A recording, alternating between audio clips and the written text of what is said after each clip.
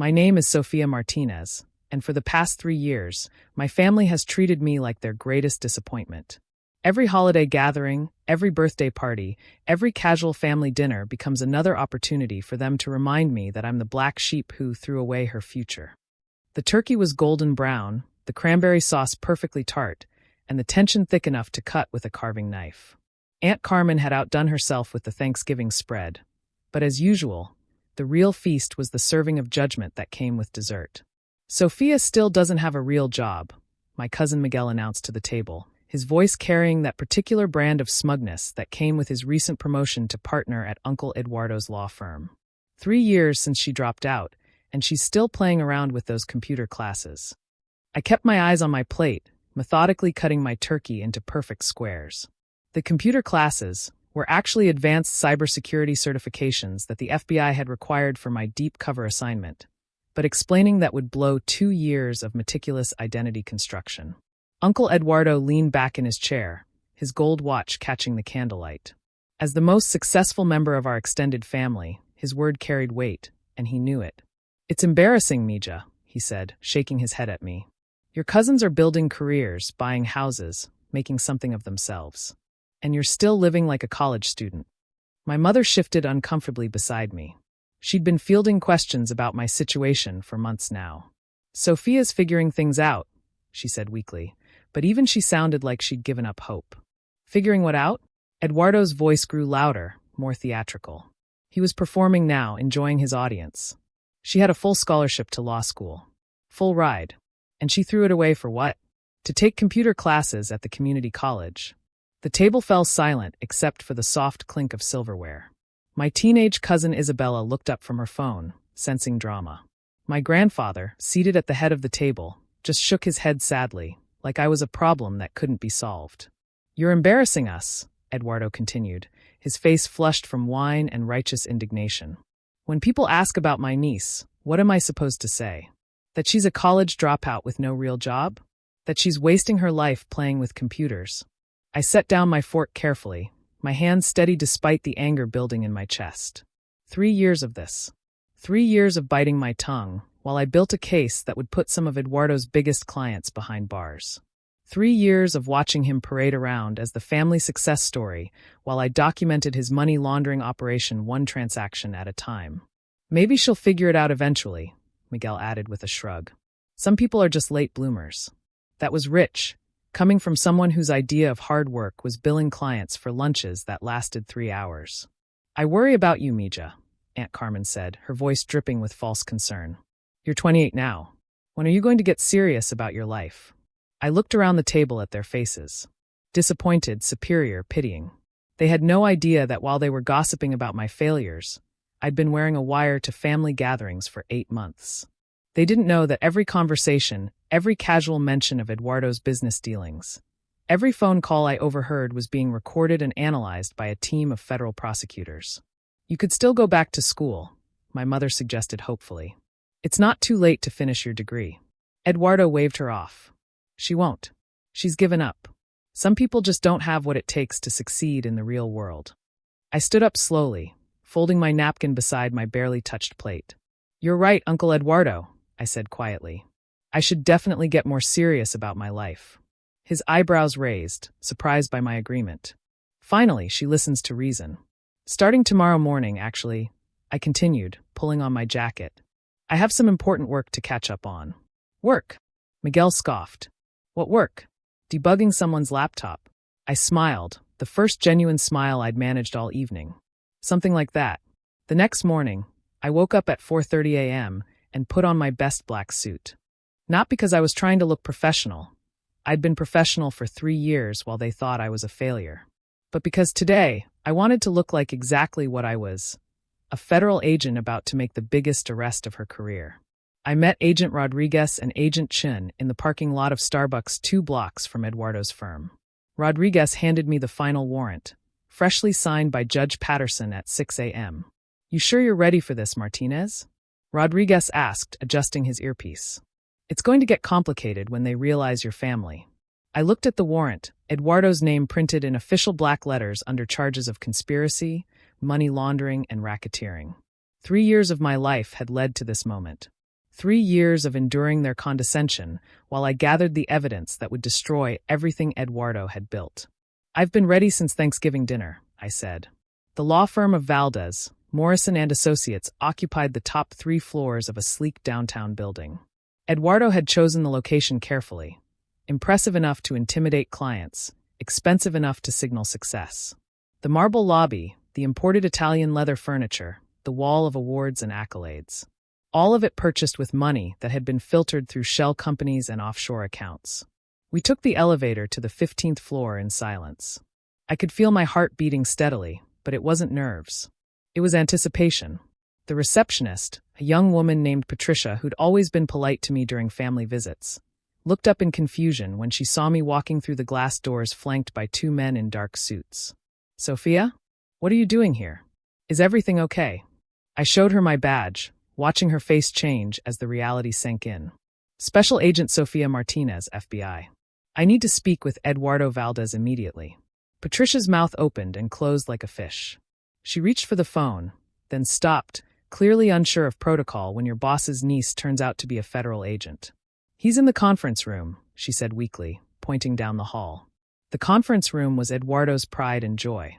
Floor-to-ceiling windows overlooking the city, a custom mahogany table that could seat 20, and walls lined with photos of Eduardo shaking hands with judges, politicians, and businessmen. Many of those same people were mentioned in the indictments we'd be serving over the next week. Eduardo sat at the head of the table, reviewing contracts with Miguel and 2 other associates. He looked up when we entered, his face cycling through confusion, recognition, and finally dawning horror. "Sophia?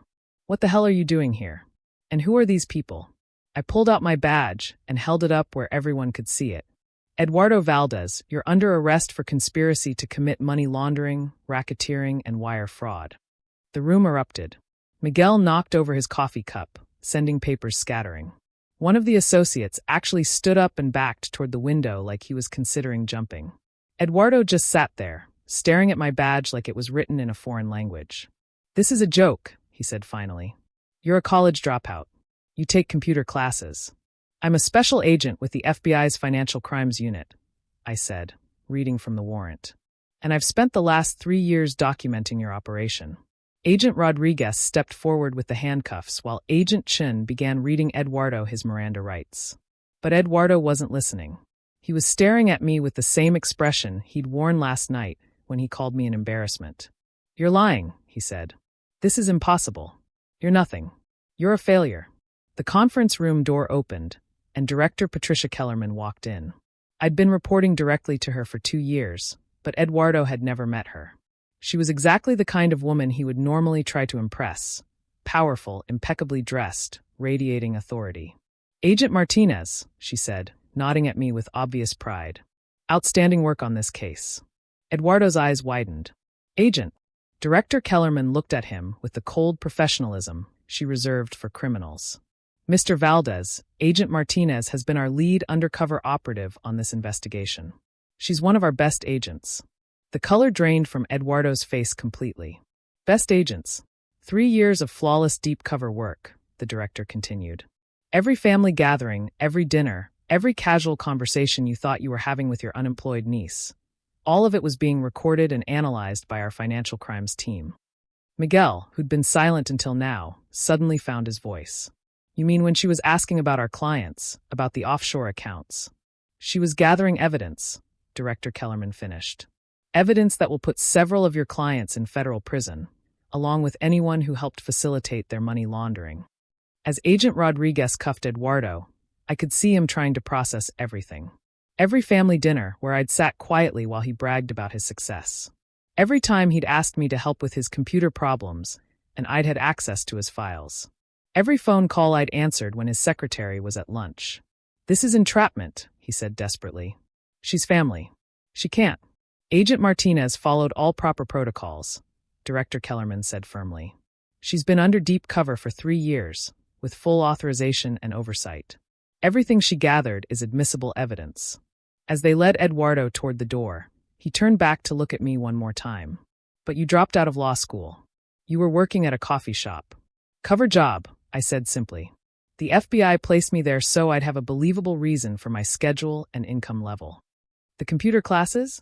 Advanced cybersecurity training. Required for agents working financial crimes cases. He shook his head like he still couldn't accept it. But at Thanksgiving, you just sat there. You let us call you a failure. I stepped closer, my voice quiet but clear. I let you reveal who you really were. Every insult, every dismissive comment, every time you called me an embarrassment, it all showed exactly the kind of person who would think he was above the law. Director Kellerman checked her watch. Agent Martinez, excellent work. Take the rest of the week off. You've earned it. As they walked Eduardo past Patricia's desk, I could see other employees gathering in the hallway, whispering and staring. The news would spread quickly through their professional network. By this afternoon, everyone who mattered in the legal community would know that Eduardo Valdez had been arrested by his own niece. I stayed behind to coordinate with the forensic accountants who would be seizing Eduardo's files. As I watched them work, I thought about last night's dinner. About the way Miguel had smirked when he called me a college dropout. About how Aunt Carmen had looked at me with pity when she asked when I'd get serious about my life. My phone buzzed with a text from my mother. Mija, is it true what they're saying on the news about Eduardo? I typed back, yes, it's true. I'll explain everything when I get home. Within an hour, my phone was flooded with messages from family members who'd suddenly remembered my number. Cousins who hadn't spoken to me in months, aunts asking if I was okay, uncles wanting to know what really happened. But the message that made me smile came from my grandfather. Mija, I always knew you were special. I'm proud of you. That evening, I drove to my apartment and poured myself a glass of wine. 3 years of living a double life were finally over. No more pretending to be lost and directionless. No more biting my tongue while my family treated me like their biggest disappointment. No more hiding who I really was.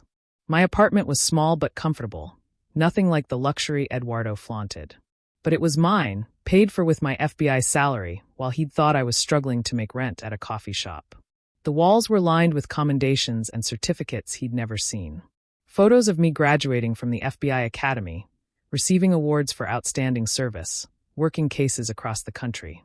I thought about calling my mother, explaining everything from the beginning. But that conversation could wait until tomorrow. Tonight, I just wanted to sit in the quiet of my real life and remember what it felt like to stop pretending. Eduardo would make bail eventually, though his assets were frozen pending trial. Miguel would probably lose his job when the firm collapsed under the investigation. And my family would have to reconcile themselves to the fact that their greatest disappointment was actually their greatest success. But mostly, I thought about that moment in the conference room when Director Kellerman had called me one of their best agents. The pride in her voice, the respect from my colleagues, the satisfaction of seeing 3 years of careful work finally come together. Tomorrow, there would be more interviews, more paperwork, more cases to work. But tonight, for the first time in 3 years, I could just be myself. Special Agent Sofia Martinez, exactly the person I'd always been, even when my family couldn't see it. The best revenge, I'd learned, wasn't proving them wrong. It was becoming so successful that their opinions stopped mattering entirely.